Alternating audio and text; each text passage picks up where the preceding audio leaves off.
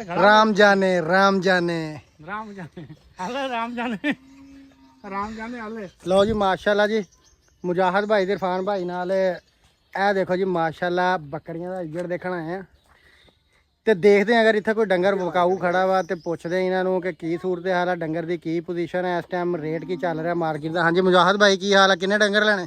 अल्हम्दुलिल्लाह सर डंगर कोई नहीं चस्का लेना है डंगर किथे लेना है।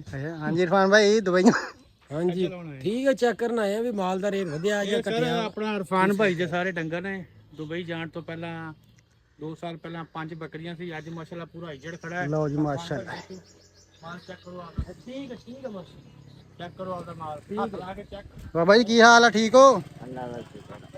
वो डंगर खड़ा विकाऊ नहीं अब बकरी ले ला कोई शय नहीं। लो जी माशाल्लाह बाबा जी ने ठीक है माल का काम ठीक है माशाल्लाह। चलो माशाल्लाह हाँ जी चलिए हाँ चलो तैयारी है हाँ इधर बढ़ जा दिखाएंगे घर नू चलिए कि दुबई जाना?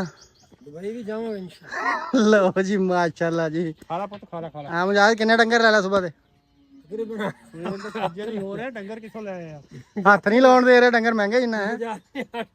मार के लस्सी मुजाहिद भाई ने 2 लेले लैने आ हकीकियां वास्ते तो सवेर दे सानू ना पागल कर दिता फेर के सारे पिंड फेर ले पर लेले नहीं लभे हले किद्दां मुजाहिद भाई मैं तो कहना मंडियों ले लईए चल के हैं तो लेने मंडियों ले लईए मंडियों बारे ते लभ जाने आ बाहर जेड़ा रेट बहुत तेज है इस साल डंगर दा लेले बकरी दा रेट बहुत तेज सी कुर्बानी ते इस करके कोई डंगर नूं हथ नहीं लाण दे रहा।